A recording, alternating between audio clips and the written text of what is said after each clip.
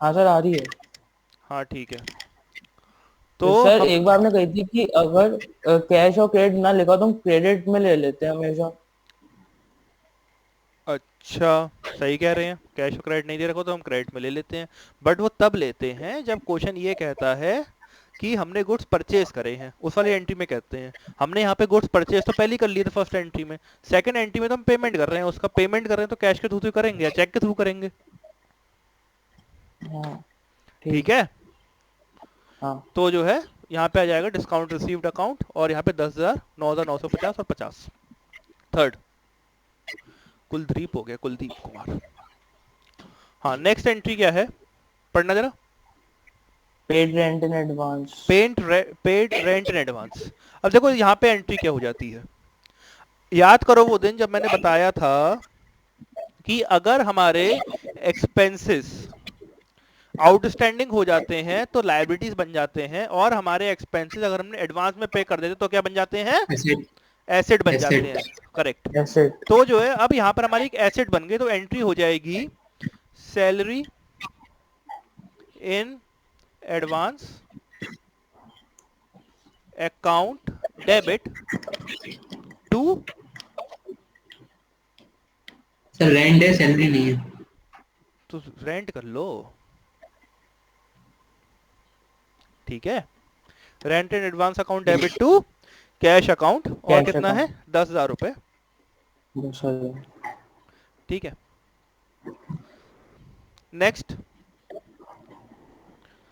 Purchased machinery for 1 lakh by cheque and carriage 2,000 and installation charges 1,000 paid in cash. What will be the general entry, बताओ तो मानव। Sir इसकी entry तो फिर अलग अलग होगी क्योंकि हम चेक और कैश अलग अलग कर रहे हैं ना।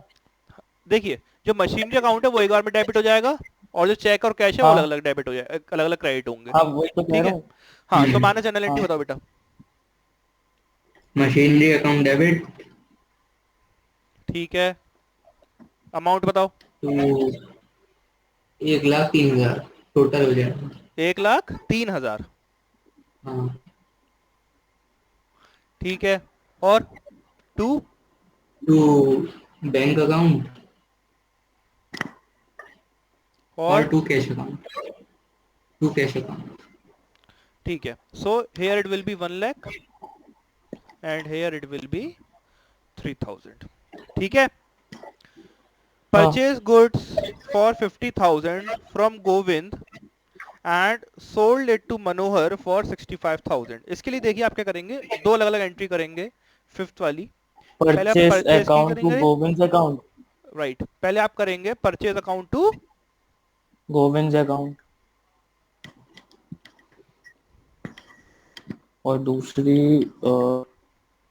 होगी Manoj account to sales account. Right.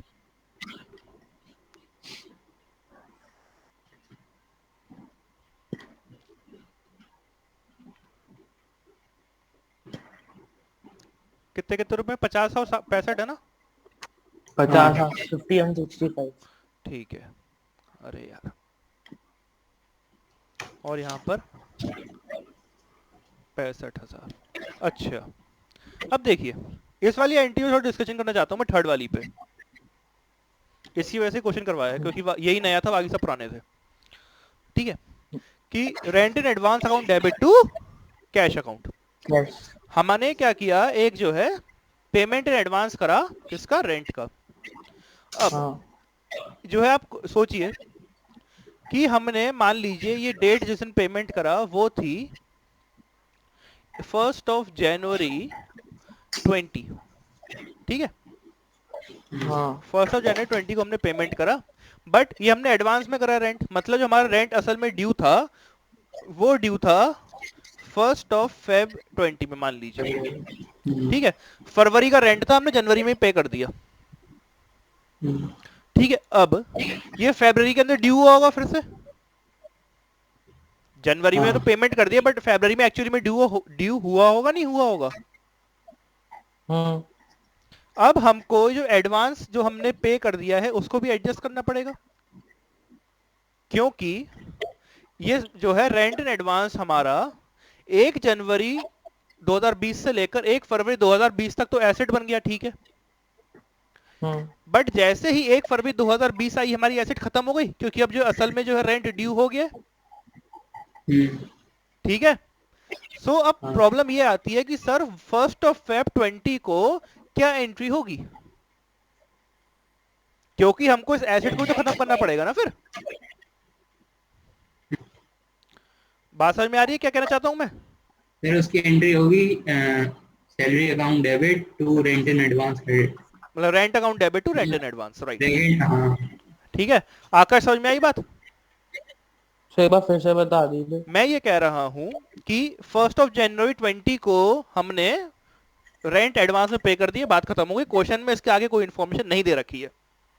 हाँ मैं ये कह रहा हूं कि ठीक है, इन्फॉर्मेशन मैं आपको प्रोवाइड कर रहा हूं। एक और स्टेटमेंट है, 6 वाला ट्रांजेक्शन है हाँ कि हाँ अब हमारा रेंट ड्यू हो गया है, हाँ तो हमारी एंट्री क्या होगी जब रेंट इन एडवांस पे कर दिया है but after that rent becomes due. तो जनरल एंट्री क्या होती है? तो उसकी जनरल एंट्री वही होती है जो मानस तुमने बोली, यू वर राइट। तो जनरल एंट्री होती है rent account debit to rent in advance, और अमाउंट सेम आ जाएगी 10,000 और 10,000। ठीक है। बात समझ में आ गई आकर्ष? हाँ सर। ठीक है, नेक्स्ट 19th वाला क्वेश्चन करते हैं। 1-2 दिन में ये वाले क्वेश्चन आपके कंप्लीट हो ही जाएंगे, जनरल एंट्री हो जाएंगी सब। Pass necessary general entries for the following transactions: purchase machinery for 20,000 and paid 200 for its cartage for its carriage, right. Received a check of 4,850 from X in full settlement of his account of 5,000. Check was immediately deposited into bank. ठीक है। Received a check by check a first and final payment of 60 paisa in a rupee from Y who owed us 10,000. ठीक है। Sold goods to Z for 10,000 at trade discount 20%. Next day by check was received from him deducting 5% cash discount. Check was immediately deposited into bank. ठीक है। और goods costing 20,000 sold to Manoj at a profit of 20% on cost less 10% trade discount. Okay. देखिए, इसकी first वाली entry मैं नहीं करवा रहा। फर्स्ट वाली एंट्री आई होप आप खुद कर सकते हैं 19th वाले की। हाँ। एंट्री बता दो क्या होगी आकर्ष, फिर हम आगे बढ़ते हैं सेकंड वाली एंट्री। Machinery account. हाँ नहीं सर, हम इसमें 200 रुपए इसी में जोड़ लेंगे ना, फिर तो 22,200 हो गई, वो 20,200 रुपए। हाँ और टू कैश अकाउंट। हाँ, और अमाउंट कितनी आ गई? 20,200। ठीक है, फर्स्ट 200। एंट्री हो गई। फर्स्ट हाँ। एंट्री डिस्कस नहीं कर रहे, सेकंड वाली पर आते हैं सीधे। सेकंड एंट्री क्या कहती है? सेकंड एंट्री कहती है कि received a cheque of 4,850 from X in full settlement of his account of rupees 5,000 and cheque was immediately deposited into bank. और ये हमारी सेकंड एंट्री की मैं पहले सबसे पहले एंट्री कर रहा हूँ, और इसकी जनरल एंट्री हो जाएगी बैंक अकाउंट डेबिट। ठीक है, फिर बाद में discount allowed account debit to X account. Amount कितनी कितनी हो जाएंगी कि 5,000 को तो हमारे फुल हो गई है ना, 5,000 को तो हमारा हाँ। पेमेंट था ही, तो 5,000 यहाँ पर आ गया, यहाँ और पर आ जाएगा डिस्काउंट 150 का है। 4,850 और डिस्काउंट हो गया 150 रुपीज का। 150। ठीक है, पहली एंट्री हो गई। थर्ड पॉइंट क्या कहता है?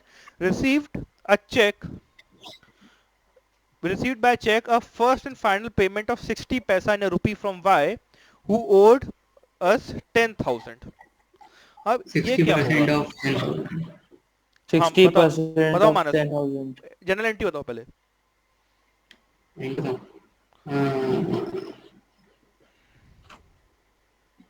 सर लेकिन हमें इसे डिस्काउंट होना दिया है। यही तो पॉइंट है कि डिस्काउंट दिया है कि वो इंसॉल्वेंट हुआ है। हाँ क्वेश्चन है कहीं पे क्या है वो इंसॉल्वेंट हुआ है। हाँ, तो सर इसका मतलब डिस्काउंट हुआ है, वो लैंग्वेज ऐसे बना दी है। Right, exactly. मैं यही बात पकड़ना चाहता था आप लोगों से, मतलब पकड़वाना चाहता था कि ठीक है। यहाँ पर जो है डिस्काउंट हुआ है कि बेड डेट हुआ है, ये हमको पकड़ना था। देखो अगर समझ में नहीं आया तो एक बार फिर समझा देना डिस्काउंट कि क्वेश्चन की लैंग्वेज ऐसी फ्रेम करने की कोशिश करी गई है वो 60 पैसा ना रुपये वाली लाइन लिखकर, बट असल में ये एक डिस्काउंट ही है, क्योंकि जो है क्वेश्चन ने हमको कहीं भी ये वाली बात जो है नहीं कही है साफ साफ कि हमारा वो जो है जो क्रेडिटर है जो डेटर है वो इंसॉल्वेंट हो गया है, राइट। सो इसकी जनरल एंट्री क्या होगी बताओ मानस। सर ऊपर की तरह सेम होगी बिल्कुल, बैंक बस अकाउंट एक्स की डेबिट जगह Y discount allowed allowed account debit to Y's account. अब जरा अमाउंट बता दो बेटा।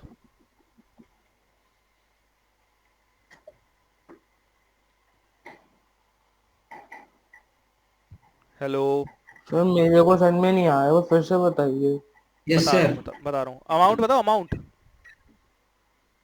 सर अमाउंट हो गई 60% निकाल। अरे तुम इतनी देर में पेन पेंसिल उठाओगे, छोड़ो, हो गया क्वेश्चन सॉल्व। हाँ आगे तुम्हें नहीं आई। 600 रुपये। हाँ 600 हाँ 600। बेटा 10,000 है, अच्छा 6,000 और ठीक है 4,000, ठीक है। ठीक। अब एक आ बात गई। समझो आकर्ष, तुम्हारे नहीं आया ना। देखो आकर्ष, क्वेश्चन ये कह रहा है कि हमारे क्रेडिटर था वाई, सॉरी डेटर था वाई, हाँ डेटर ने हाँ हमको पेमेंट करा, और उसने कैसे पेमेंट करा, दैट ही पेड 60 पैसा इन अ रुपी। अगर हाँ उसको 1 रुपया देना था तो उसने कितने पैसे दिए, 60 पैसे 60 दिए। मतलब 60% दिया। मतलब कि अगर उसको 100 रुपए देने थे तो उसने 60 पैसे दिए। मतलब कि यार अगर उस 60 रुपए दिए ना फिर 100।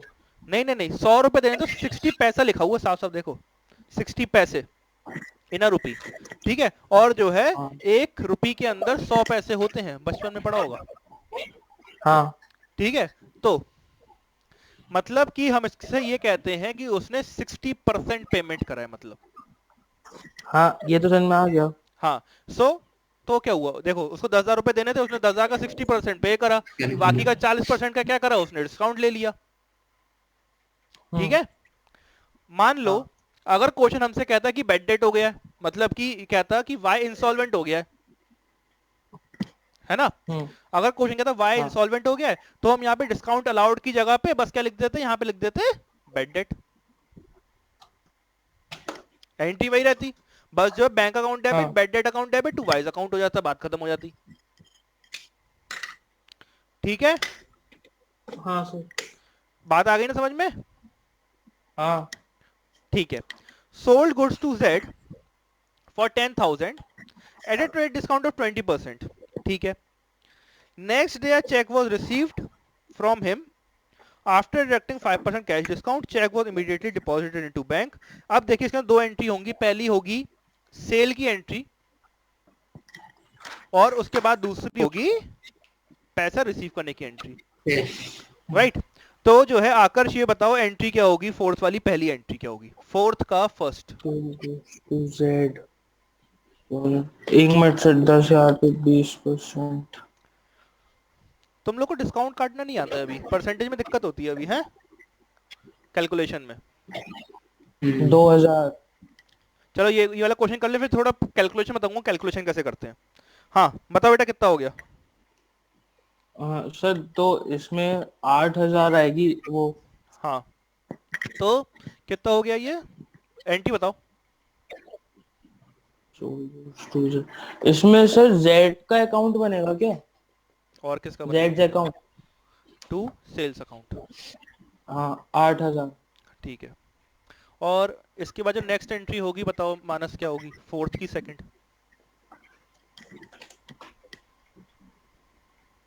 सर ये होगी बैंक अकाउंट डेबिट हाँ discount receive discount to allowed, allowed हाँ to Jades debit to Jades account. Amount बताओ कौन कौन सी है बेटा। अकाउंट हो गई 5% कैश कार्ड। हाँ ये थर्ड वाले में वाई तो ही लिखा है ना, वाइज अकाउंट। जी, वाइज अकाउंट। हाँ। तो 500 रुपये काट देंगे 9500। 7500। अच्छा 8,000। हाँ next, goods costing 20,000 was sold to Manoj at a profit of 20% on cost less 10% trade discount. Now what will happen for this? अब देखिए इसका क्या होगा। एक मनोज नाम का पर्सन था, उसको हमने सेल करी। जो सेल करे गुड्स, उसकी वैल्यू कितनी थी? 20,000 कॉस्ट थी।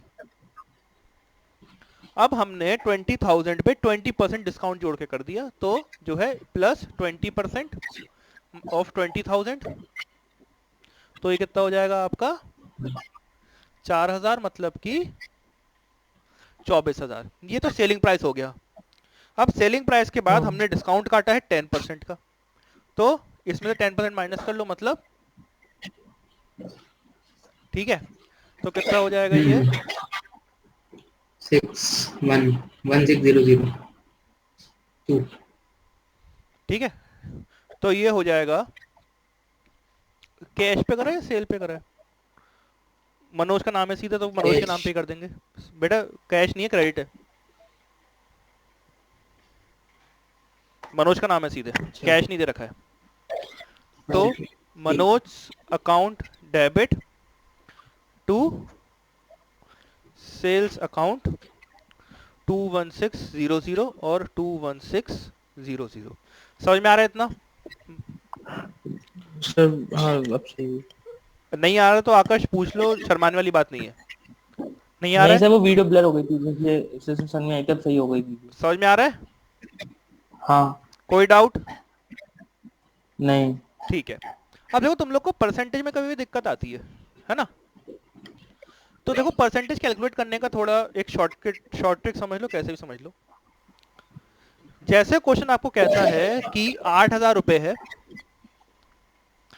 और उस 8,000 रुपए में 10% कैश डिस्काउंट काटा है।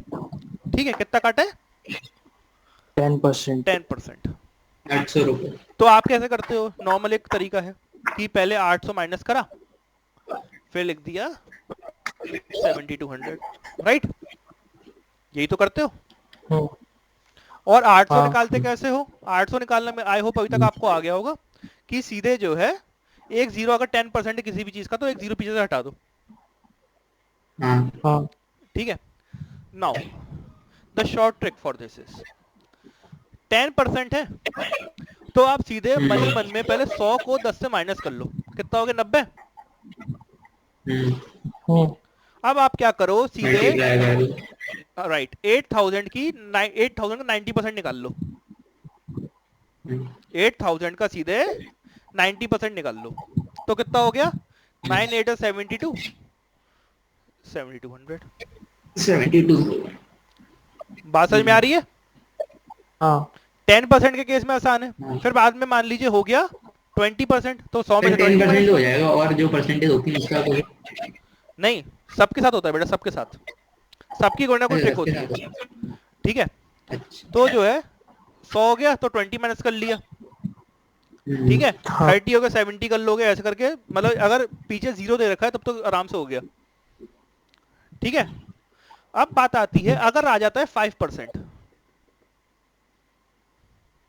अब 8,000 का 10% निकालना ज्यादा आसान है बजाय 8,000 का 5% निकालने के। तो देखो 10% निकाल लोगे, 10% निकाल लोगे 800।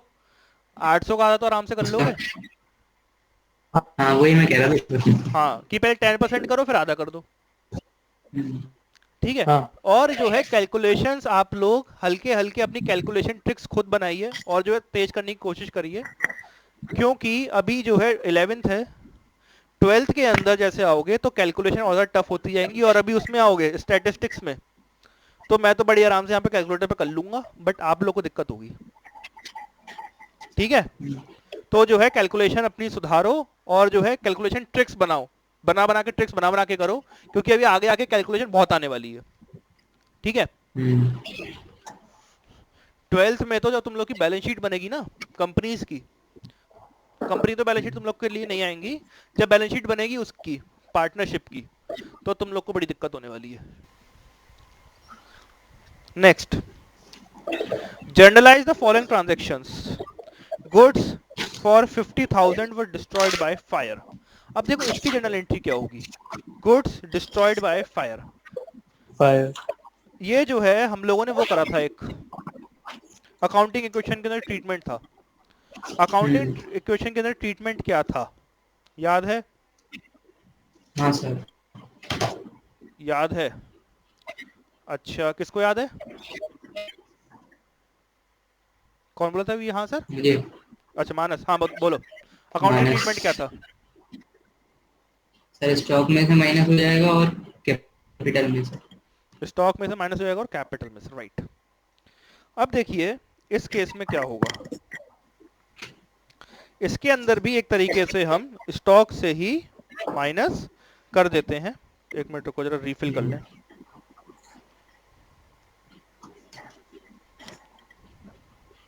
तो देखो जनरल एंट्री सिंपल हो जाएगी। जनरल एंट्री हो जाएगी goods destroyed by fire account debit to purchase account. ठीक है, बात समझ में आ गई? हाँ। क्या बोला? Goods destroyed by fire account debit to हाँ परचेज अकाउंट। इसके जो ठीक। क्रेडिट होगा वो परचेज अकाउंट होगा, and it is one of the entries, one of the rare entries जिसके अंदर परचेज अकाउंट क्रेडिट होता है। वरना परचेज अकाउंट क्रेडिट सब एंट्रीज के अंदर जनरली नहीं होता है, हमेशा वो डेबिट होता है। बस इसी एंट्री के अंदर या फिर इससे सिमिलर कुछ एंट्रीज हैं उसके अंदर ही हमारा परचेज अकाउंट क्रेडिट होता है। तो देखो इसकी जनरल एंट्री क्या हो जाएगी, क्वेश्चन नंबर 20। 20। जब हमारे गुड्स डिस्ट्रॉयड बाय फायर हो जाते हैं तो जनरल एंट्री क्या होती है? होती है goods destroyed by fire sir ये अकाउंट। बाय फाइव में होता है?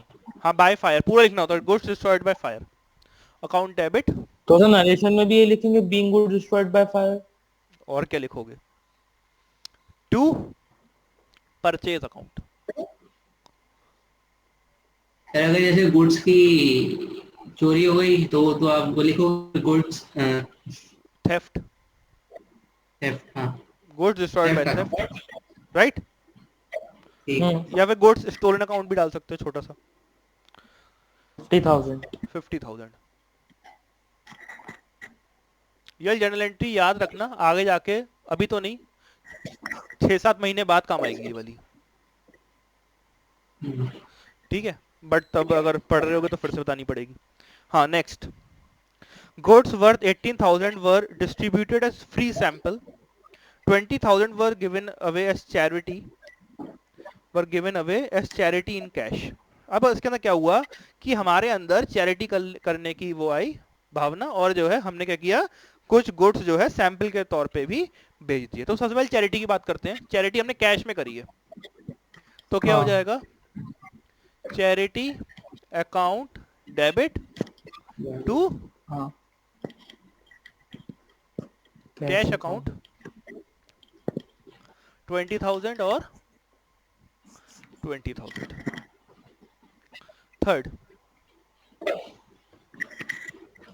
थर्ड क्या है? तो सेकंड वाली में डेबिट और एक्सपेंसेस वाला रूल लगा है ना? राइट, चैरिटी हमारा एक्सपेंस हो गया ना एक। और सर ये सेकंड वाली में 18,000 क्यों लिखा है फिर? अच्छा वो गुड्स वाले वो राइट हो गई, वो फ्री सैंपल वाला ना, तो ये हो जाएगा हाँ फ्री सैंपल एडवर्टाइजिंग के अंदर डालेंगे या फिर उसके अंदर डाला इन लोगों ने? एक मिनट रुको,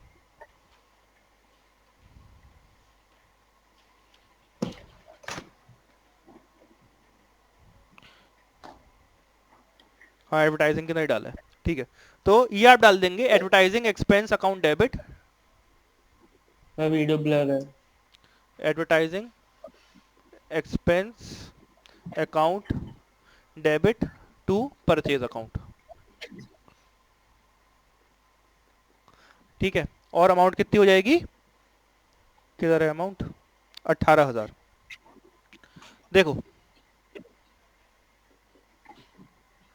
इसके अंदर क्या हुआ है कि हमारे गुड्स जो है हमने कुछ फ्री सैंपल के तौर पे बांटे हैं, और कोई भी कंपनी अगर जो है गुड्स बांटती है एज अ फ्री सैंपल, तो वो जो है क्या किसके अंदर आता है, उसके एडवर्टाइजिंग एक्सपेंस के अंदर आता है।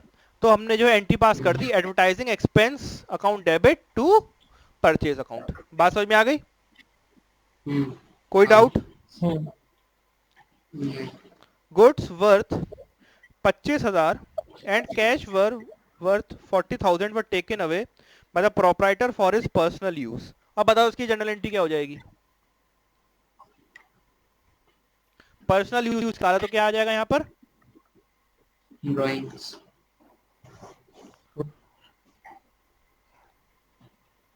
ड्राइंग्स अकाउंट डेबिट टू, नीचे क्या आ जाएगा? कैश। और to purchase account. To purchases, क्योंकि वो गुड्स भी लेकर गया है एज ड्राइंग, राइट। हमारा काम था टॉफी बेचना, हम टॉफी निकाल के खुद ही खा गए, तो क्या है? ड्राइंग्स। तो 25,000 और 40,000 कितना हो गया? 65,000। हम्म, कैश अकाउंट के अंदर कितना हो गया? 40। 40। और इसके अंदर कितना हो गया? 25। Next, goods worth 20,000 and cash worth 5,000 were given away as charity. अब आकर चली एंट्री तुम बताओ क्या है? फोर्थ वाली, गुड्स वर्थ 20,000 कैश। हाँ तो सर इसमें आएगा चैरिटी अकाउंट हम्म, और टू कैश अकाउंट। और गुड्स भी तो और है, इसमें सर गुड्स भी, हाँ। तो टू और परचेजेस। हाँ टू ठीक है, परचेसेस। अमाउंट बताओ कितनी कितनी आएगी? चैरिटी में 5,000 आएगी और अच्छा, परचेज में, नहीं नहीं सर सॉरी, चैरिटी में 25,000। हाँ सर गुड्स भी मतलब चैरिटी में दिया ना। हाँ हाँ। हाँ। और गुड्स में 20,000 और कैश में 5,000।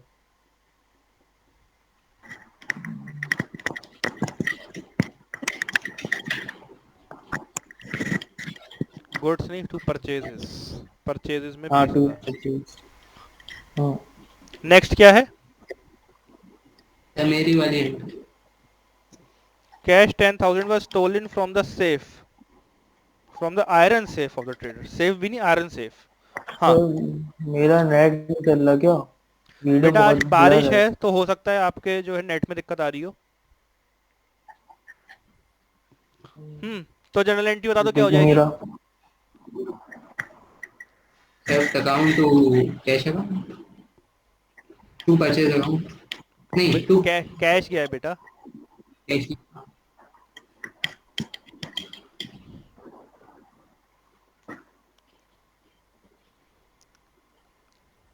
कैश गया है तो हमने जो है थेफ्ट अकाउंट को डेबिट कर दिए 1,00,000 रुपए से।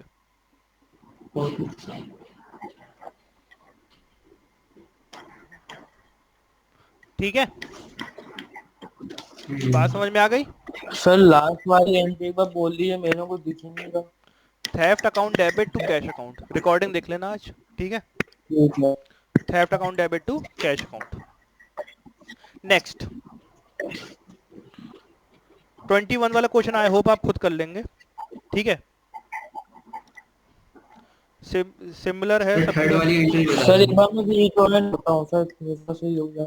क्या? रीजॉइन होके आता हूँ सर। हाँ रीजन हो क्या हो। हाँ तुम क्या कह रहे थे मानस? 21 की थर्ड वाली। थर्ड वाली इंटरेस्ट ऑन कैपिटल, तो जो है हमारा आ जाएगा capital account debit, sorry interest on capital account debit to capital account 35,000। Hello.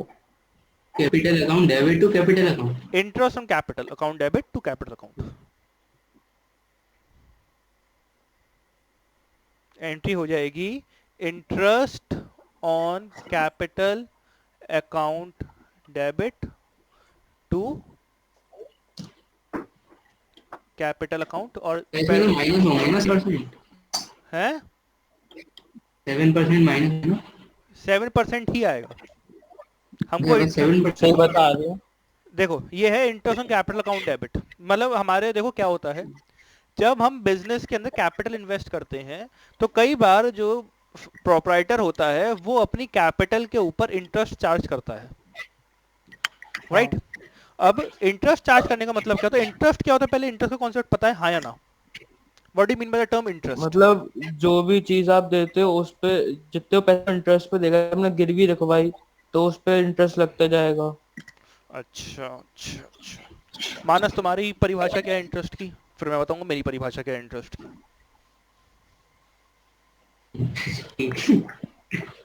Hmm. Sir नहीं पता मुझे, अरे कुछ तो पता होगा, बैंकिंग डेफिनेशन नहीं पता। है। हाँ मतलब यही पता है जो आकाश ने बोला, मतलब कुछ इंटरेस्ट के साथ हम पैसे रखते हैं, फिर आता है इतने इंटरेस्ट ठीक जुड़कर। है ठीक है। देखो इंटरेस्ट की जो मेरे हिसाब से मतलब है, interest means the time value of money.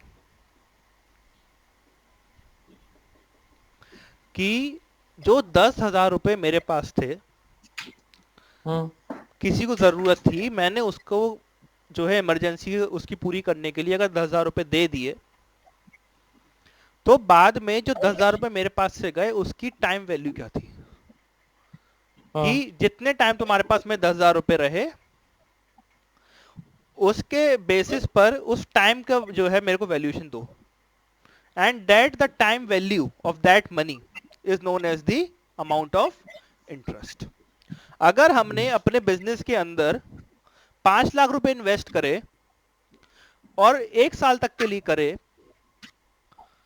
तो उस 1 साल तक के लिए 5 लाख रुपए इन्वेस्ट करने पे तो उन 5 लाख रुपए की वैल्यू क्या है 1 साल तक? That is interest, the time value of money, that is interest. बात समझ में आई? हाँ। हाँ सर। अब इंटरेस्ट दो तरीके से होता है। अगर आपकी एक फर्म है,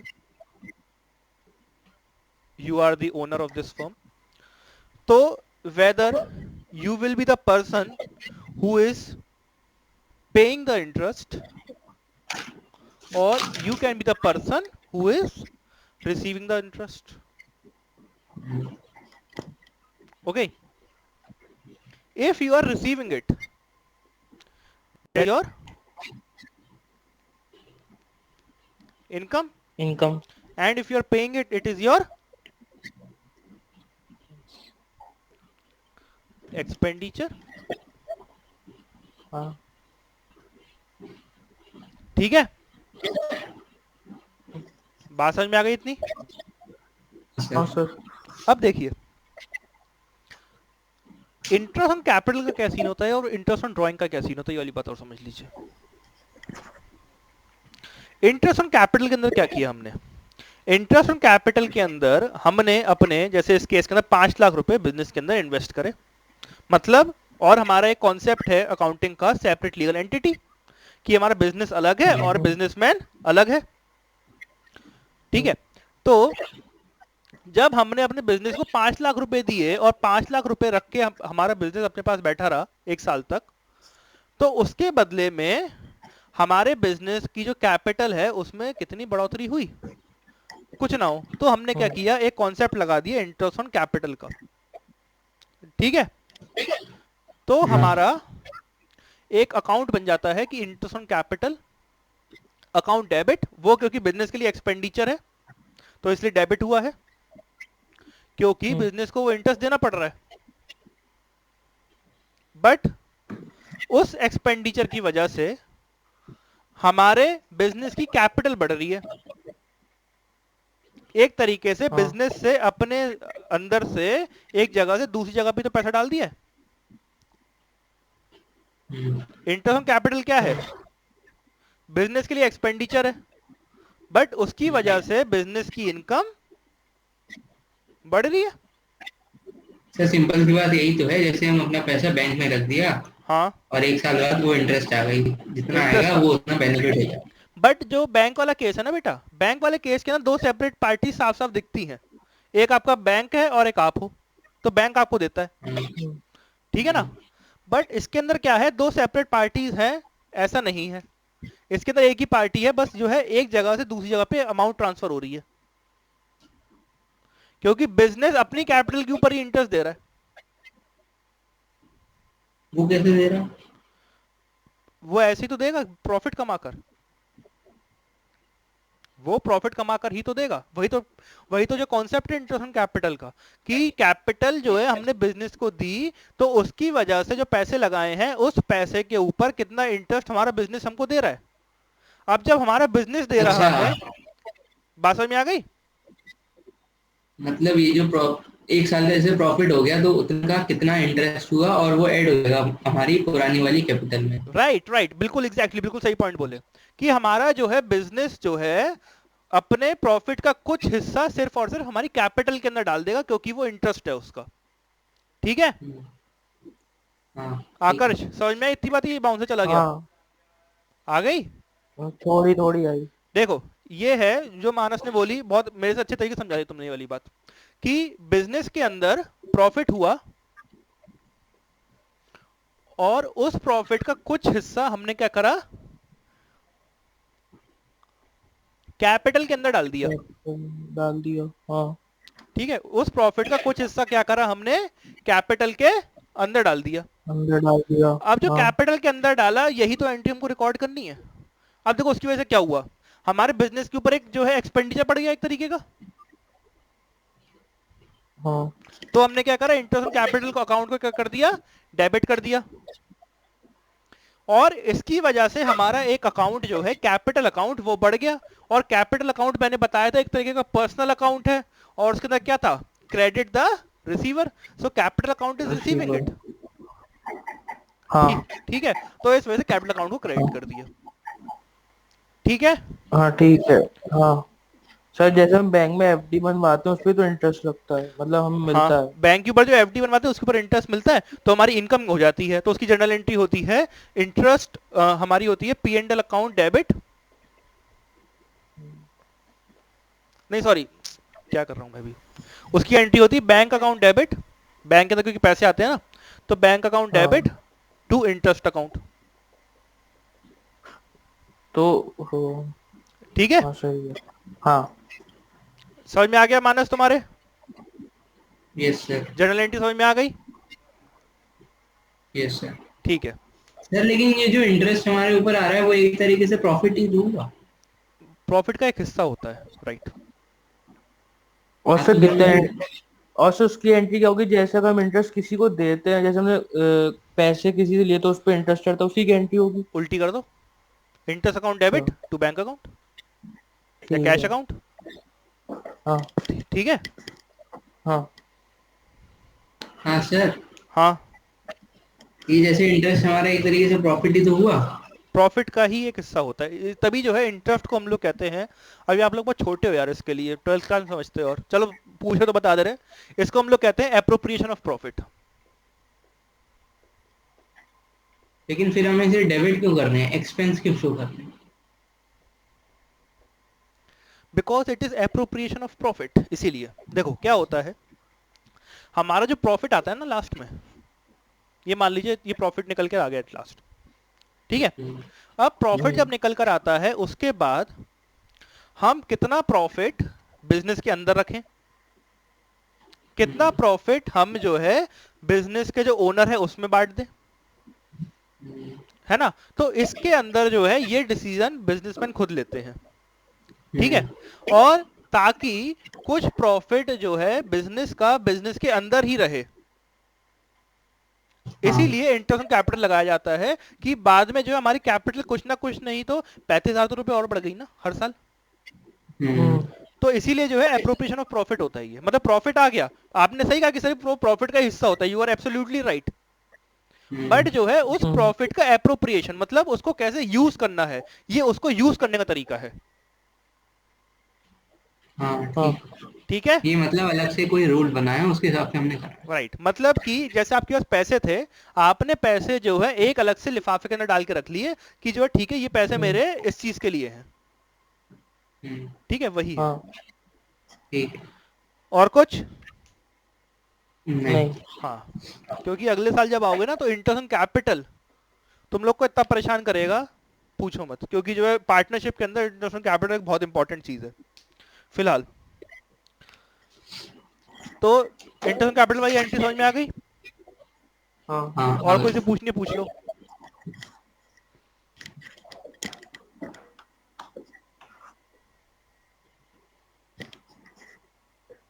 नहीं 21 में तो नहीं पूछा। 20 21 का तो हो गया, हो गया, कर लेंगे। ठीक है। तो 21 हाँ कर लीजिएगा आप, 22 कर लीजिएगा, 22 की एंट्रीज देख लो, कुछ पूछना हो तो। देख रहे। डेप्रिसिएशन मतलब वो तो माइनस कर देंगे उतनी अमाउंट में से बस। मैं बता रहा हूँ, डेप्रिसिएशन वाली एंट्री में बता रहा हूँ, और कोई सी देख लो डी पहले। वाली डी। डी, ठीक है। ठीक है, डेप्रिसिएशन की एंट्री सिंपल हो जाएगी। Charge 5% depreciation on building costing 2 lakh and 8% depreciation on furniture costing this. तो जितना परसेंटेज है, और एंट्री हो जाती है डेप्रिसिएशन अकाउंट डेबिट टू जो भी फिक्स्ड एसेट का नाम है, जैसे बिल्डिंग है और मशीनरी है, वो फर्नीचर है, तो बिल्डिंग पहले आ गया, ठीक है ना। अब बिल्डिंग के ऊपर कितना परसेंट है बेटा? 5% है 5%। 2 लाख का, हम्म, है ना। 2 लाख का 5% हाँ कितना हो गया? 1000। हाँ तो हाँ 1000 आ गया सीधे। ऐसे ही जो है आपका उसके अंदर आ जाएगा, फर्नीचर के अंदर, कि जो है 8% है 5000 का, तो कितना हो गया? 400 हो गया, है ना। हाँ। तो जो है ठीक है। Depreciation account debit to furniture. To to, furniture account. Right, to furniture account. इसके बाद सीधे सीधे परसेंटेज की फिगर आएगी, तो कितना हो गया? ठीक 400। और ठीक है। लास्ट वाली entry, Kapil who owed us to 20,000 became insolvent and nothing is received from the estate. ये वाली एंट्री समझ में आ गई? तो सर ये बेड हाँ डेट लिखी हुआ। हाँ, जनरल एंट्री बताओ आकाश, हाँ इसी बात पे क्या होगी? Couple who owned us 8,000 become insolvent. Xavier from the estate. Sir पहले कपिल अकाउंट आएगा। अरे नहीं,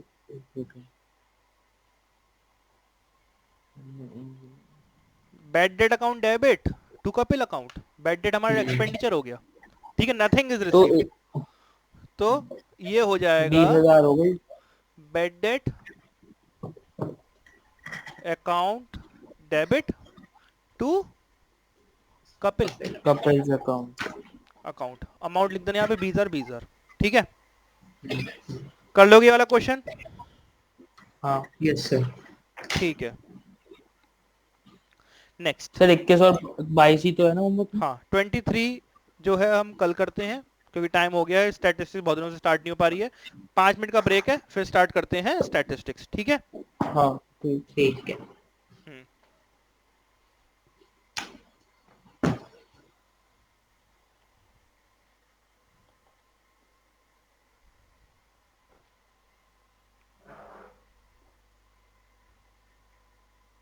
आ गए बेटा?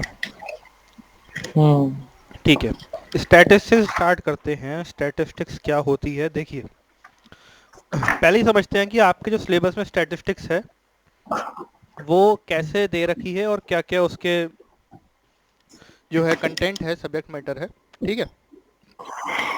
तो देखिए, आपका जो स्टैटिस्टिक्स है बेसिकली आपको पता भी होगा, आपने थोड़ा बहुत पढ़ा भी होगा, मीन मीडियन मोड आपके मैथ्स के अंदर था, है ना।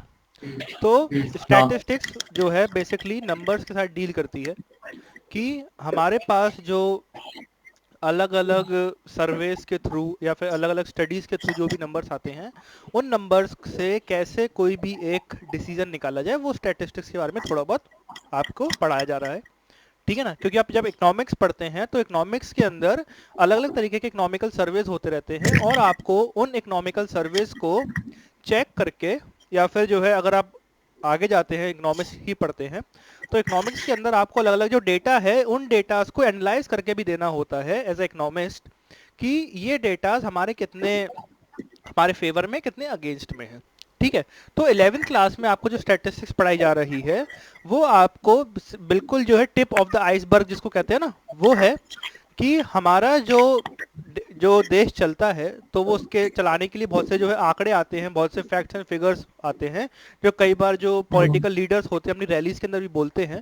तो उन फैक्ट्स एंड फिगर्स को, उस डेटा को कैसे एनालाइज करा जाता है, वो सब स्टैटिस्टिक्स के बारे में के अंदर बताया गया है, ठीक है ना। अब देखिए, आपके टोटल 13 चैप्टर हैं स्टैटिस्टिक्स में, if I am not wrong. आप इंडेक्स खोल लो इस समय, ठीक है। हाँ तो आपका हाँ चैप्टर नंबर 1, 2, 3, 4, 5, 6, 7, 8 हाँ तक जो है आपका कुछ नहीं है, सिर्फ और सिर्फ थ्योरेटिकल है। और प्योर थ्योरी जो है आपकी, वो आपके चैप्टर नंबर 3 तक है। चैप्टर नंबर 4 से तब भी जो है थोड़ा बहुत जो है आ जाता है आपका डेटा को मैनिपुलेट करने या फिर उसको डिस्प्ले करने के रिस्पेक्ट से। बट हाँ आपका चैप्टर नंबर 3 तक तो प्योरली क्या है, आपका थ्योरी। थ्योरी है, राइट। तो जो है आज हम हम्म, चैप्टर नंबर 1 से स्टार्ट करते हैं कि concept of stats, economic significance of stats in right, economics. कि जो है इकोनॉमिक्स और हमारे स्टैटिस्टिक्स का क्या रिलेशनशिप है, कि हमको इकोनॉमिक्स के अंदर स्टैटिस्टिक्स को क्यों पढ़ाया जा रहा है, ठीक है। हम्म तो आज जो है हम ये पढ़ते हैं। अब देखिए, इकोनॉमिक्स हम पढ़ चुके हैं। जो है चैप्टर हमारा जो माइक्रो इकोनॉमिक्स थी उसके अंदर हम लोगों ने पढ़ा था व्हाट इज इकोनॉमिक्स, राइट। तो अब ये बता दो हाँ व्हाट इज इकोनॉमिक्स। मानस हमारा तो पेपर भी है, बता दो।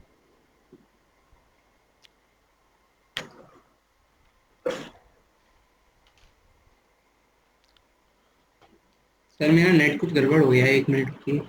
अरे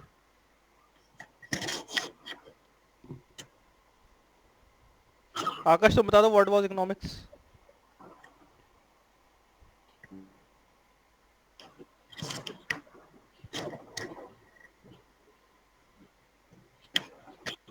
तुम्हारी गड़बड़ हो गई क्या? क्या सर? मैंने व्हाट सुना ही वाज नहीं, आपने क्या कहा? What was economics. अच्छा, मैं बता रहा है एक से। इकोनॉमिक्स में पढ़ा था इकोनॉमिक्स का मतलब क्या होता है। हाँ हम्म। मतलब सर टू मतलब ह्यूमन, मतलब अपनी सेट, मतलब अपनी नीड्स को मतलब कंप्लीट करना, मतलब हे भगवान। रिसोर्सेज वगैरह।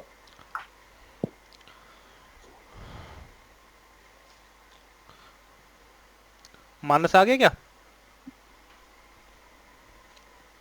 वो आज तभी स्टार्ट करते हैं जरा, इकोनॉमिक्स क्या होती है फिर से आप लोग के लिए, भूल गए। हेलो हाँ, what is economics. Sir, economics मतलब सोशल साइंस होती है जिससे हम ह्यूमन बिहेवियर का पता करते हैं। अच्छा, सोशल साइंस होती है सर जिससे हम वैसे ह्यूमन बिहेवियर का पता करते हैं। बेटा मेरे लाल, सर वो साइकोलॉजी होती इस है। कार से वो साइकोलॉजी होती है जिसके अंदर ह्यूमन बिहेवियर को पता करते हैं, ठीक है।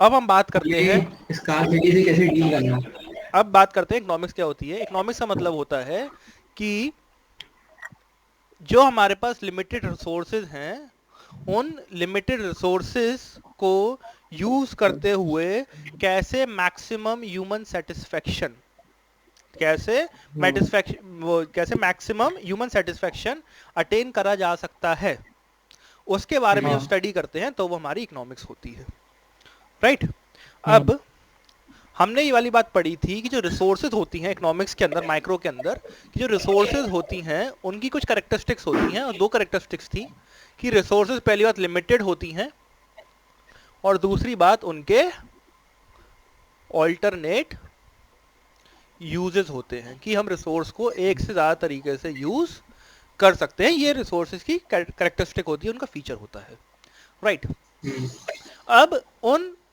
ऑल्टरनेटिव यूजेस को ऐसे यूज करना, उन रिसोर्सेज को उनके ऑल्टरनेटिव ऑल्टरनेटिव यूज में ऐसे यूज करना ताकि मैक्सिमम सेटिस्फेक्शन अटेन करा जा सके, उसका जब हम पढ़ते हैं तो वही क्या है, इकोनॉमिक्स है, ठीक है। हम्म अब हमारे इकोनॉमिक्स के अंदर या किसी भी एक इकोनॉमी के अंदर अलग अलग टाइप की एक्टिविटीज होती हैं, और जिसमें से एक एक्टिविटी के बारे में आपने थोड़ा बहुत पढ़ा है, डेट इज प्रोडक्शन, राइट। तो जो है, जो हमारी तीन एक्टिविटीज होती हैं, जो तीन एक्टिविटी डिस्क्राइब करी गई हैं, एक है कंजम्पशन, एक है प्रोडक्शन,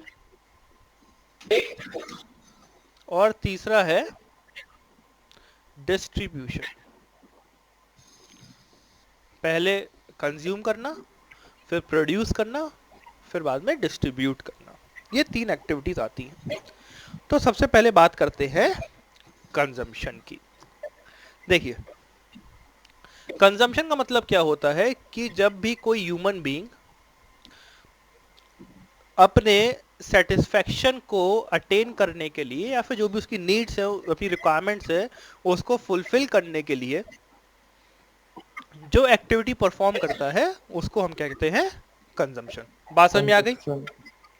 यस सर। ठीक है, देखिए आपकी बुक में क्या लिखा हुआ है, कंजम्पशन पेज नंबर 5 पे होगा।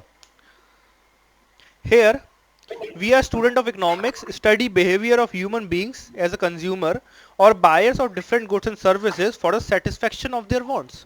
कि उनकी जो satisfaction है उस satisfaction को attain करने के लिए अगर कोई human being जो है अपनी एक्टिविटी परफॉर्म करता है तो उसी को कंजम्पशन कहते हैं। As consumers, people have limited means while their wants are unlimited। अब देखो ये बहुत हमेशा रहता है ये इकोनॉमिक्स के अंदर कि जो रिसोर्सेज हैं वो तो हमने बात कर ली लिमिटेड होती है, और जो हमारी ह्यूमन वांट्स हैं वो क्या होती हैं?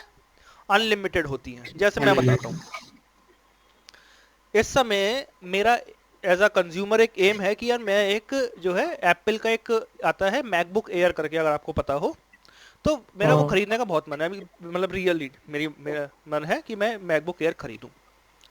ठीक है, अब जो है मान लीजिए मैं उस लेवल तक पहुंच जाता हूँ अपनी सेविंग्स वगैरह करके, मैं जो है इतने रुपए इकट्ठे कर लेता हूँ कि एक मैकबुक एयर खरीद सकता हूँ। मैंने खरीद ली मैकबुक एयर। अब मैं मैकबुक एयर खरीद लूंगा, फिर मेरा मन करेगा कि यार मैं अपना फ़ोन चेंज करके कोई एक अच्छा फ़ोन ले लूँ। एप्पल का नहीं लूंगा, मेरे को एप्पल के फ़ोन इतने अच्छे नहीं लगते जितना अच्छा वो मैकबुक एयर लगा था, बट कोई अच्छा फ़ोन ले लूँ, वन प्लस का कोई सा फ़ोन ले लूँ।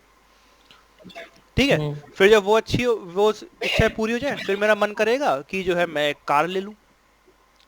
कार ले ली, फिर मेरा मन करेगा कि यार अपने घर को थोड़ा और अच्छे से बनवा लूँ, एक जो है डबल स्टोरी करवा लूँ, ट्रिपल स्टोरी करवा लूँ, है ना। तो ऐसे ही जो ह्यूमन वांट्स होती है, ह्यूमन वांट्स के लिए कहा गया है that the human wants are unlimited but there are limited number of resources, है ना। और उन रिसोर्सेस के भी क्या है? ऑल्टरनेट यूजेस हैं। तो हमारे पास जो रिसोर्सेज अवेलेबल हैं, उन अवेलेबल रिसोर्सेज के अंदर उन ऑल्टरनेटिव यूजेस को चूज करते हुए हम जो है कितना मैक्सिमम सेटिस्फेक्शन अटेन कर सकें, वही क्या है? इकोनॉमिक्स है, राइट। अब प्रोडक्शन की बात करते हैं, राइट। Next is production. अब देखिए, प्रोडक्शन हमारी इकोनॉमी के अंदर कौन करता है? प्रोड्यूसर करता है। कंजम्पशन कौन करता है? कंज्यूमर करता है। प्रोडक्शन कौन करता है? प्रोड्यूसर करता है, राइट। अब जो प्रोड्यूसर है, हमने पीपीसी के जो मॉडल है, पीपीसी के मॉडल में इतनी बात तो समझ ली होगी आपने कि प्रोड्यूसर के पास ही रिसोर्सेज अनलिमिटेड नहीं है, प्रोड्यूसर के पास ही रिसोर्सेज क्या है? लिमिटेड है ना। और जब जो है उसके बाद रिसोर्सेज लिमिटेड हैं और उसको उन रिसोर्सेज के रहते हुए ही अपना प्रोडक्शन बढ़ाना है, और इतना बढ़ाना है ताकि वो मार्केट के अंदर सप्लाई करके प्रॉफिट अर्न कर सके, है ना। क्योंकि वो तो वहां पे कंजम्पशन की तो बात करता नहीं, वो तो प्रॉफिट की बात करता है। उसके लिए सेटिस्फेक्शन क्या है? मोर प्रॉफिट, है ना। तो यही है, producer also limited means while they have a wide range of goods and services to choose from for their firms and factories, given prices of different inputs, how do they choose such combinations which are least expensive so that they are able to maximize their cost of production, so they are able to minimize their cost of production, sorry। कि अब जो है उनके पास जो resources हैं, उन resources को ऐसे यूज करना ताकि वो उनको लीस्ट एक्सपेंसिव पड़े, कॉस्ट उसकी मिनिमम आए, और उस मिनिमम कॉस्ट के अंदर अपना कॉस्ट ऑफ प्रोडक्शन मिनिमम रखते हुए अच्छी क्वालिटी ऑफ प्रोडक्ट जो है कस्टमर को सप्लाई करें। ठीक है,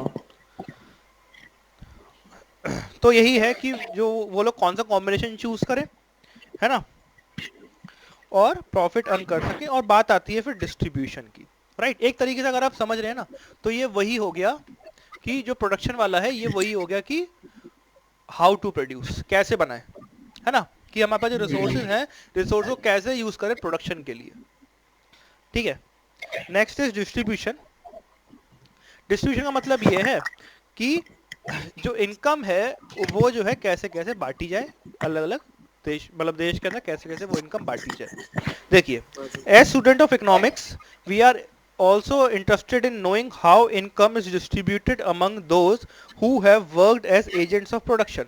अब प्रोडक्शन करते समय जो जो लोग जो है अंदर एक काम करा है लोगों ने, तो उनके पास भी इनकम कैसे डिस्ट्रीब्यूट हो, और ये सब भी हम इकोनॉमिक्स के अंदर पढ़ते हैं. इसके ऊपर ज़्यादा ध्यान नहीं देंगे क्योंकि हम इकोनॉमिक्स में ये सब पढ़ चुके हैं. बट अब हम आते हैं हमारे मेन टॉपिक के ऊपर, डेट इज स्टैटिस्टिक्स, क्योंकि हम जो है स्टैटिस्टिक्स पढ़ने वाले थे आज से. ठीक है ना. अब स्टैटिस्टिक्स क्या होती है कि what do you mean by the term statistics. देखिए, स्टैटिस्टिक्स का थोड़ा बहुत जो है स्टार्टिंग में ही मैंने आपको बता दिया था कि स्टैटिस्टिक्स का मतलब होता है कि हमारे पास जो डेटा है उस डेटा को कैसे इंटरप्रेट करा जाए, कैसे एनालाइज करा जाए, और उस रॉ डेटा को कैसे यूजफुल बनाया जाए, वही काम जो है सबका सब हमारे स्टैटिस्टिक्स के अंदर आता है. राइट. जैसे आपको एक एग्जांपल देता हूँ. मैंने कहा कि जो क्लास के मॉनिटर है, मानस, मान लो तुम क्लास के मॉनिटर हो, और मैंने कहा कि क्लास के अंदर जितने भी बच्चे हैं सबका जो है एक जो है रिपोर्ट बनाओ जिसके सबका ब्लड ग्रुप लिखा हो.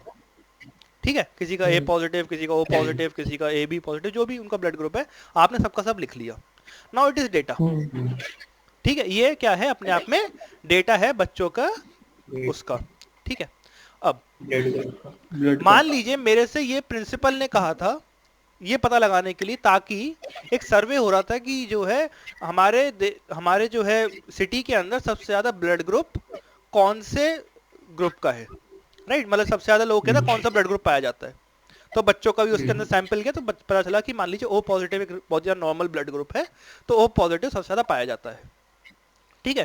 तो वो क्या हो गया? हमने उस डेटा को इंटरप्रेट करके अपने अकॉर्डिंग एनालाइज करा. ठीक है. और हम स्टैटिस्टिक्स के अंदर यही करते हैं. ठीक है. अब देखिए क्या है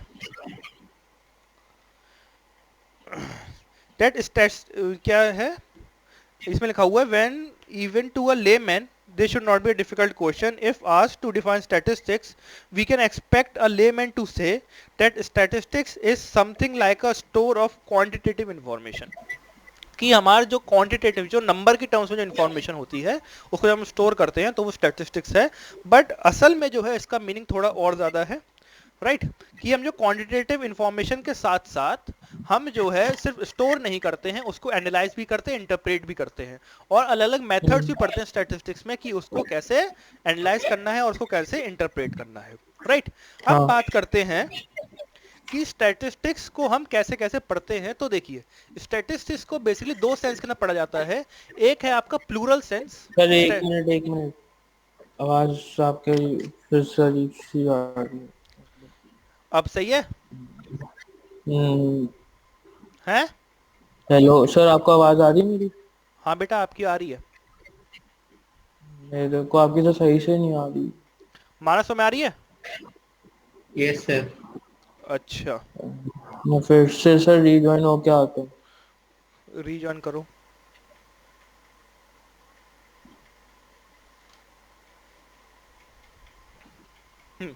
हम लोग बात कर रहे थे कि स्टैटिस्टिक्स को दो तरीके से पढ़ते हैं, स्टैटिस्टिक्स इन प्लूरल सेंस और दूसरा है हमारा स्टैटिस्टिक्स इन सिंगुलर सेंस. स्टैटिस्टिक्स इन सिंगुलर. हेलो. हाँ, अब आ रही है आवाज? हाँ सर. हाँ, हम ये बात कर रहे थे कि स्टैटिस्टिक्स को दो तरीके से पढ़ते हैं, एक है प्लूरल सेंस और एक है सिंगुलर सेंस. ठीक है. अब बात करते हैं सबसे पहले प्लूरल सेंस की, कि प्लूरल सेंस में हम स्टैटिस्टिक्स को कैसे पढ़ते हैं.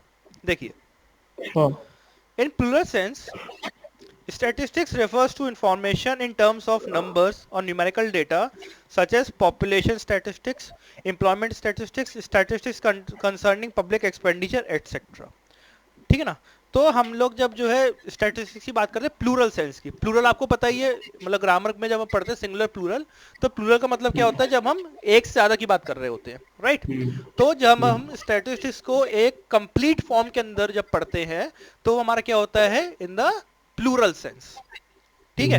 जब हमने क्या पढ़ा, उसको एक कंप्लीट फॉर्म में पढ़ा कि हमने जो जब बात करी तो जो हम पूरे जो है पब्लिक एक्सपेंडिचर की बात कर रहे हैं, जब हमने बात करी तो हम गवर्नमेंट की पूरी इनकम की बात कर रहे हैं, तो हमारा क्या है?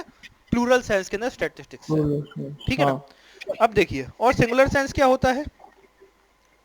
प्लूरल सेंस है यहाँ पे। तो सिंगुलर सेंस का मतलब क्या होता है कि जब हम लोग बात करते हैं अलग अलग स्टैटिस्टिकल मेथड्स की बात करते हैं, इसके अंदर बेसिकली क्या होता है, स्टैटिस्टिकल मेथड्स की बात होती है, मेथड्स। राइट।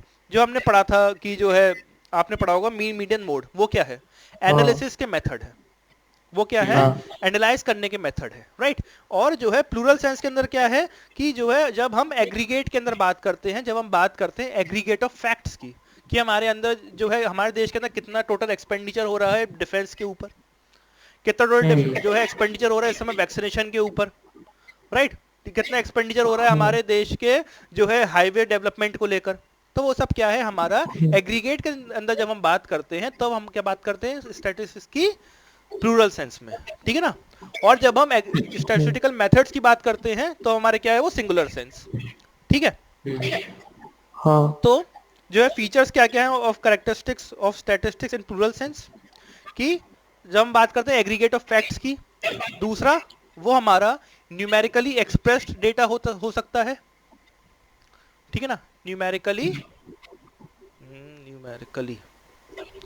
एक्सप्रेस डेटा हो सकता है, न्यूमेरिकल की स्पेलिंग थोड़ी ऊपर नीचे हो सकती है, हाँ भैया आर, ठीक है, न्यूमेरिकली एक्सप्रेस डेटा हो सकता है, या फिर हमारा जो है जो डेटा है वो ऐसा हो सकता है, जैसे मैंने बताया था पहले बजट के बारे में, कि हमारे देश का वैक्सीन को लेकर कितना बजट है, ठीक है। तो जैसे मान लीजिए अगर हम बात करते हैं कि इस समय मोटा मोटा तो जो 2 लाख करोड़ के आसपास मान लीजिए जो है गवर्नमेंट खर्च कर रही है किसके ऊपर, ऑन द वैक्सीनेशन प्रोग्राम, तो वो हमारा क्या है, वो हमारा प्लूरल सेंस के हम लोग बात कर रहे हैं, क्योंकि वो एक न्यूमेरिकली एक्सप्रेस डेटा है जिसको हम जो है स्टैटिस्टिक्स के फॉर्म में लिख सकते हैं, ठीक है। हाँ समझ में आ रही है, स्टैटिस्टिक्स हल्की हल्की अभी आएगी क्योंकि ये जो है आपका थ्योरेटिकल है, थ्योरेटिकल इतना पूछा भी नहीं जाता है, बट हम कंप्लीट करते हुए चलते हैं, ठीक है। बात समझ में आ रही है, हाँ यस सर। कोई डाउट, नहीं ठीक है। अब इसके अंदर हमारा तीसरा दे रखा है, there is multiplicity of causes,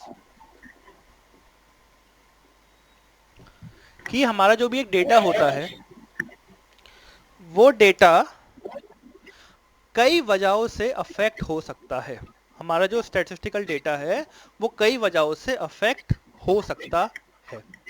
जैसे हमारे देश के अंदर आपको पता होगा आज की डेट के अंदर पेट्रोल के प्राइसेस बहुत ज्यादा हाई हो रहे हैं, राइट। उसका रीजन क्या है, कोई बता सकता है?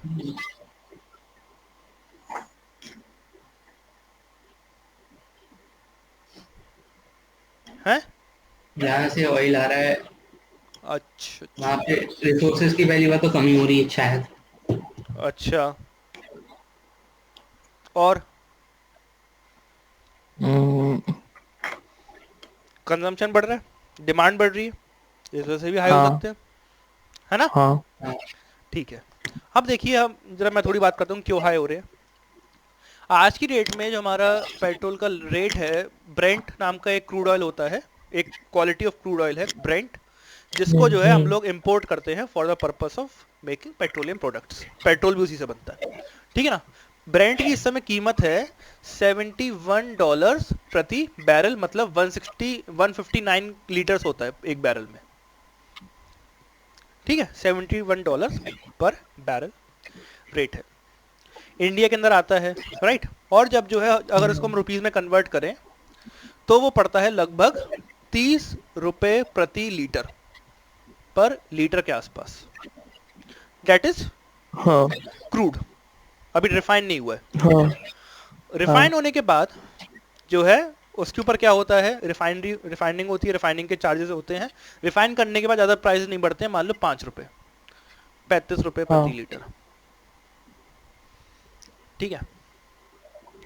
फिर उसके बाद क्या होता है, उसके ऊपर लगते हैं मार तमाम दुनिया भर के, दुनिया जहां के टैक्सेस, और आज की डेट में पेट्रोल के ऊपर टैक्सेस बहुत ज्यादा हाई हैं, जो है लगभग 65 या जो है रुपए के आसपास का टैक्स है, केंद्र सरकार का और राज्य सरकार का, मतलब सेंट्रल गवर्नमेंट का और स्टेट गवर्नमेंट का। जब हम जो है जनरल एंट्री के बाद नेक्स्ट चैप्टर पढ़ेंगे आपका अकाउंटेंसी के अंदर जीएसटी, तो उसके अंदर अच्छे समझा दूंगा टैक्सेशन सिस्टम कैसे काम करता है, बट उसके ऊपर टैक्सेस लगते हैं, ठीक है। कितना हो गया ये, 100 रुपए के आसपास हो गया। हाँ अब 65 के अलावा थोड़ा टैक्स कम मान लो तो जो 60 मान लो तो 95 हो गया। ठीक है, इतना रुपए मतलब जो मोटा मोटा फिगर बता रहा हूँ। अब देखो पेट्रोल के प्राइसेस किस वजह से बढ़ सकते हैं। पहली बात जो मानस ने बोली कि सर ये वाला पेट्रोल जो है 71 की जगह बजाय महंगा हो गया, और इसकी वजह से बढ़ सकते हैं।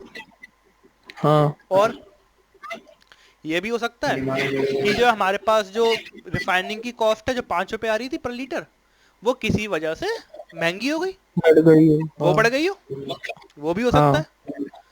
ये हो सकता है कि जो है मोदी जी का इससे भी मन नहीं भरा 60 रुपए से, उन्होंने कहा भैया हम तो 100 रुपए लगाएंगे, तो जो है कीमत और ज्यादा बढ़ गई, 135 हो गई।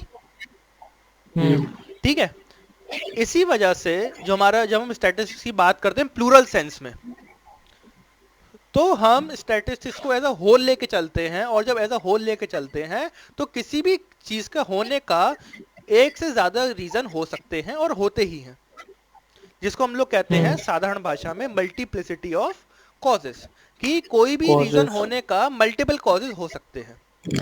राइट आपको एक और एग्जांपल देता हूं।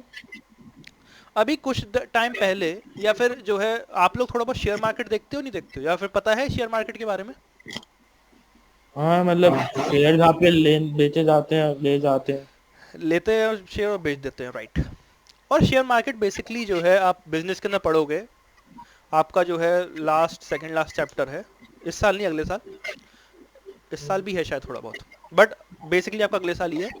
उसके अंदर आप पढ़ोगे एक feature of share market, that it is the barometer of the economy. वो क्या है? इकोनॉमी का बैरोमीटर होता है, वो ये बताता है कि इकोनॉमी क्या जो है कैसे चल रही है किसी भी देश की इकोनॉमी। ठीक है, अब पिछले साल जो है कोरोना की वजह से आपको पता है जीडीपी बहुत ज्यादा कम थी, इतना तो पता होगा, कॉन्ट्रैक्ट हो गई 7.29% के आसपास कॉन्ट्रैक्ट हुई थी हमारी जीडीपी, है ना। और अभी भी जो है फर्स्ट क्वार्टर की फिगर्स आई हैं तो वो भी जो है बहुत अच्छी नहीं है, वो भी जो है कॉन्ट्रैक्शन के तरफ ही इशारा कर रही हैं। बट इंडियन शेयर मार्केट जो है बढ़ता गया बढ़ता गया बढ़ता गया। ठीक है, अब वो बढ़ने के लिए की वजह से आरबीआई भी एक साल के अंदर 4 बार कह चुका है कि हो सकता है शेयर मार्केट के अंदर एक बबल हो। जैसे आपने अगर हर्षद मेहता स्टोरी देखी हो जो स्कैम 1992 था, है ना, तो उसके अंदर भी हर्षद मेहता जैसे एक ऑपरेटर था, वो जो है प्राइसेस जो रिग कर रहा था, शेयर का प्राइस बढ़ा रहा था किसी वजह से। शेयर मार्केट के अंदर वैसी जो दम नहीं था, बट तब भी प्राइसेस शेयर्स के बढ़ रहे थे। तो जो आरबीआई फिर से कह रहा है जो शेयर के प्राइसेस बढ़ रहे हैं, हो सकता है कोई एक बड़ा बबल हो, कोई एक स्कैम हो कह रहा है वो हो सकता है। मतलब जैसे हर्षद मेहता था ऐसी कोई और जना हो। हाँ, कोई और जना या फिर ग्रुप ऑफ पर्संस जो है ऐसे प्राइसेस बढ़ा रहे हैं, ये आरबीआई का कहना है।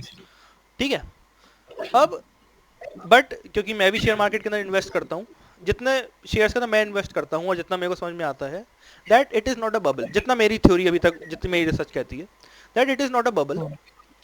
असल बात क्या है कि पिछले साल क्या हुआ था, जब जो है लॉकडाउन हुआ और कंपनीज ने क्या किया था, अपने एम्प्लॉयज निकाले थे। राइट, कंपनी ने अपने एम्प्लॉयज निकाले तो क्या हुआ? कॉस्ट कटिंग हुई।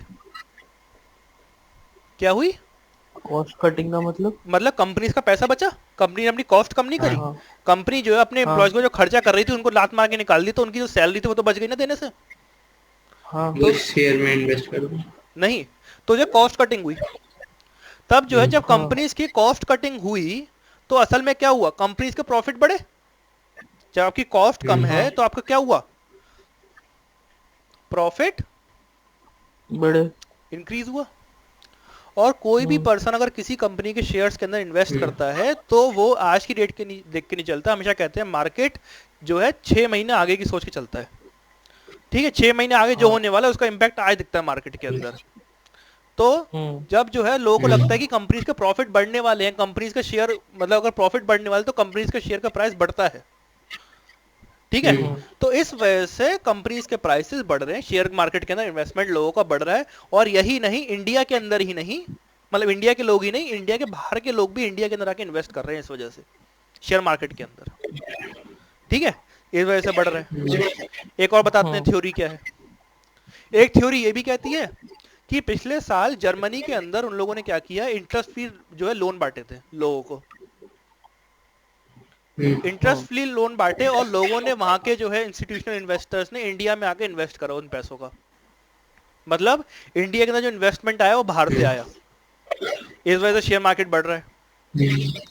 ठीक है, तो एक चीज को बहुत सारी चीजें अफेक्ट कर रही हैं। कोई कह रहा है ये फैक्टर, कोई कह रहा है ये फैक्टर, और क्या पता तीनों ही फैक्टर हो, कि प्रॉफिट भी बढ़ रहा है, बबल भी है, और फिर जो फॉरेन इन्वेस्टमेंट भी बढ़ रहा है। Right, so it is multiplicity of causes. बात समझ में आ गई? हाँ, यस सर। ठीक है, next is reasonable accuracy. Reasonable accuracy कि हमारा जो शेयर मार्केट चल रहा है दिमाग में, स्टैटिस्टिक्स, हाँ, कि हमारा जो स्टैटिस्टिक्स है, जब हम प्लूरल सेंस में बात करते हैं तो जब भी हम कोई फिगर बताते हैं, क्योंकि हम जो है इसके अंदर बेसिक अलग अलग जो है फिगर्स कोट करते हैं स्टैटिस्टिक्स के अंदर, और प्लूरल सेंस की बात कर रहे हैं तो एक जो है एग्रीगेट फिगर एक साथ कोट करते हैं। तो जो भी फिगर कोट करा जाए that should be coated with reasonable accuracy, कि वो जो अप्रोक्सीमेशन जब हम लगा रहे हैं तब हमारा अप्रोक्सीमेशन बहुत ही ज्यादा रीजनेबल होना चाहिए, बहुत ज्यादा सही होना चाहिए। राइट, उसके वो एक जो है कॉन्सेप्चुअली हमको एक अप्रोक्सीमेशन लगाना चाहिए। ठीक है, जैसे a reasonable degree of accuracy must be kept in while collecting statistical data. This accuracy depends on the purpose of investigation, its nature, size and available resources. कि हमारी जो reasonable accuracy है उसको हमको ध्यान में रखना चाहिए। ठीक है, next is mutually related and comparable. जो हमारा जो प्लूरल सेंस के अंदर डेटा होता है वो आपस में रिलेटेड होता है और इजिली कंपेरेबल भी होता है। सर मेरे में अगला placed in relation to each other point है, हैं? ये वाला है ही नहीं, जो आपने लिखा है ये वाला है नहीं है पॉइंट में। तुम्हारे में भी मानस नहीं इधर है तो तुम्हारे में क्या लिखा हुआ है? फिफ्थ पॉइंट है, पॉइंट है placed in relation to each other. हाँ, तो ये म्यूचुअल रिलेटेड एंड कंपेरेबल बात एक ही है कि जो है एक दूसरे से रिलेटेड होना चाहिए डेटा। ठीक है ना, उसी में बात करी हुई है। Such numerical alone will be called statistics as are mutually related and comparable. Unless they have the quality of compression, they cannot be called statistics. अगर हमारा डेटा कंपेरेबल है, राइट, जैसे मैंने स्टार्टिंग के अंदर बात करी थी कि जो है मैंने बात करी थी कि डेटा के बारे में, जब पेट्रोल के बारे में बात कर रहे थे तो मैंने कहा था ब्रेंट की कीमत $71 प्रति बैरल है, राइट, यानी कि 159 लीटर्स। अगर बैरल एक ऐसी यूनिट होती जिसकी हमको जो है लीटर्स के अंदर पता ही नहीं है कि वो कितना है, राइट, अगर मैं कहता सिर्फ और सिर्फ $71 पर बैरल, अब आपको यही नहीं पता कि बैरल की क्वांटिटी कितनी होती है, या फिर बैरल जो क्वांटिटी है वो लीटर्स के टर्म्स में नापी ही नहीं जा सकती है। तो बताइए क्या आप इस डेटा को सही समझ पाते? Was the data comparable? नहीं। तो जब डेटा कंपैरेबल नहीं है तो वो स्टैटिस्टिक्स भी नहीं है। तभी जो है जब भी हम बात करते हैं इकोनॉमी की, तो आपने देखा होगा इकोनॉमी की जब हम बात करते हैं तो हमेशा परसेंटेज के टर्म्स में नापते हैं कि जीडीपी ग्रोथ इतना % हुआ और इतने लाख करोड़ की इकोनॉमी है ना। तो हमारा जो है जो डेटा है जब तक वो रिलेटेड नहीं है और कंपैरेबल नहीं है तब तक हमारा वो डेटा स्टैटिस्टिक्स नहीं कहा जा सकता है, उसको स्टैटिस्टिक्स नहीं कह सकते हैं, राइट। स्टैटिस्टिक्स में हमारा जो डेटा होता है उसको कलेक्ट करने का ऑब्जेक्टिव हमारा पहले से प्री डिटरमाइंड होता है, राइट। हमारा ऑब्जेक्टिव क्या होता है? Pre determined objective. कि अगर हम कोई सर्वे कंडक्ट करवा रहे हैं, कोई रिसर्च करवा रहे हैं या कुछ भी करवा रहे हैं तो हमको पता होता है कि हमारा ऑब्जेक्टिव क्या है पहले से, जिस वजह से हम वो सर्वे कंडक्ट करवा रहे हैं, ठीक है ना। तो वो हमारा क्या है? प्री डिटरमाइंड ऑब्जेक्टिव है। जैसे मैंने एक एग्जांपल दिया था कि जो है आप मॉनिटर हो क्लास के and you have to collect the blood group of all the people, तो हमारा क्या हो गया? प्री डिटरमाइंड ऑब्जेक्टिव हो गया, ठीक है। तो वही है, statistics are collected with some predetermined objective, any information collected without any definite objective will only be a numerical value and not statistics. Right, हमने किसी बिना मतलब के लोगों की सिर्फ और सिर्फ हाइट कलेक्ट करके लिख ली, उनका कोई मतलब नहीं है, तो वो स्टैटिस्टिक्स नहीं है, वो सिर्फ रॉ डेटा है। ठीक है। नेक्स्ट इज एन्यूमरेटेड और एस्टिमेटेड। हमारा डेटा एस्टिमेटेड होता है स्टैटिस्टिक्स के अंदर। एस्टिमेटेड का मतलब क्या होता है पता है? अंदाजा लगाना। अंदाजा। अप्रोक्सीमेशन, राइट, अंदाजा लगाना। हाँ। राइट, आपको एग्जांपल देता हूँ। आप लोगों को अपना ब्लड ग्रुप पता है? हाँ। मानस तुम्हें? Yes sir. ठीक है। जब ब्लड ग्रुप नापा था तो जो है आपके ब्लड की सिर्फ और सिर्फ एक बूंद ली थी, या शरीर के अंदर जितना खून था सब खींच लिया था? एक बूंद। भूमि दी थी। एक बूंद ली थी। और उसी के बेसिस पर जो है बता दिया कि आपका ब्लड ग्रुप क्या है। और जो है अगर कोरोना की अगर टेस्टिंग वगैरह होती तो भी जो है, जो दूसरा वाला होता है ना आरटीपीसीआर टेस्ट जो होता है, उसके अंदर तो शायद ब्लड की ही एक ड्रॉप लेते हैं, उसके थ्रू पता चल जाता है। नहीं, सलाइवा और नोज से लेते हैं। नहीं, वो तो एंटीजन होता है ना। नहीं, आरटीपीसीआर। तो एंटीजन में लेते होंगे, मतलब किसी के अंदर जो ब्लड के थ्रू भी होता है, इतना पता है मेरे को। एंटीजन या आरटीपीसीआर में है? दोनों में नहीं होता। अरे दोनों में ही उसमें लेते हैं ना, ब्लड नोज से में। किसी का नहीं होता। ब्लड में नहीं होता। दोनों में स्वैब टेस्ट ही लेते हैं। हाँ। अच्छा, ब्लड वाला। आरटीपीसीआर में बस उन दोनों से हो जाता है, नोज और माउथ से। हाँ। और एंटीजन में? एंटीजन में सिर्फ माउथ से होता है, या सिर्फ अच्छा, एंटीजन सिर्फ में माउथ नोज से होता है। अच्छा। हाँ, नोज से होता है। फिलहाल पता नहीं हाँ। फिर तो जो है wrong, I am wrong there, sorry for that. तो फिलहाल हम ब्लड ग्रुप के ऊपर आते हैं फिर से। अगर हमको जो ब्लड ग्रुप टेस्ट करना है तो ब्लड ग्रुप टेस्ट करने के लिए सिर्फ और सिर्फ एक बूंद के उससे ही हमारा पूरा का पूरा पता चल जाता है। राइट। या फिर जो है हमारे ब्लड के अंदर कोई और हमको देखना है कि हमारे ब्लड के अंदर कौन कौन से जो है एलिमेंट्स हैं, वो सब भी हमारा सिर्फ और सिर्फ एक ब्लड के छोटे सैंपल से पता चल जाता है ना। तो यही है एन्यूमरेटेड और एस्टिमेटेड, की स्टैटिस्टिक्स में बी कलेक्टेड बाय एन्यूमरेशन और estimate or estimated if the field of investigation is vast, the procedure of estimation may be helpful। कि हमने सिर्फ और सिर्फ कुछ सैंपल के ऊपर जो स्टडी करी और उन सैंपल के ऊपर के बेसिस पर हमने जो है पूरे का पूरा यूनिवर्स जो है हमारा उसका जो है बता दिया कि ठीक है रिजल्ट यही रहेगा। ठीक है। Next is collected in a systematic manner. जो हमारा स्टैटिस्टिकल डेटा है that is collected in a systematic manner. एक सिस्टम होता है, एक मैनर होता है जिसके थ्रू हमारा डेटा कलेक्ट होता है। ठीक है। तो ये हमारा प्लूरल सेंस के कैरेक्टरिस्टिक्स थे, फीचर्स थे। अब हम बात करते हैं सिंगुलर सेंस की, अगर टाइम बचा है तो। ओवर हो गया, कुछ ज्यादा ही ओवर हो गया। हाँ। तो जो है सिंगुलर सेंस कल पढ़ते हैं। ठीक है। फिर हम नेचर ऑफ स्टैटिस्टिक्स की बात करेंगे। कल है कुछ? परसों पढ़ते हैं। तुम्हें पढ़ना है कल पढ़ लेना, बता दो। नहीं। ठीक है। ठीक है। Thank you sir. Thank you. और मानस तुम्हारा जो पेपर होगा वो कैसे होगा, गूगल फॉर्म पे होगा या फिर जो है ऑफलाइन होगा? गूगल फॉर्म पे ही होगा, लेकिन उसकी फोटो खींच के भेजनी। ओके, ठीक है। एमसीक्यू नहीं है। एमसीक्यूज नहीं है ना। ठीक है, ठीक है, ठीक है। चलो पेपर थोड़ा बहुत शेयर करना कैसा है तुम्हारा। ठीक है। ठीक है बेटा। ठीक है, थैंक यू। Thank you.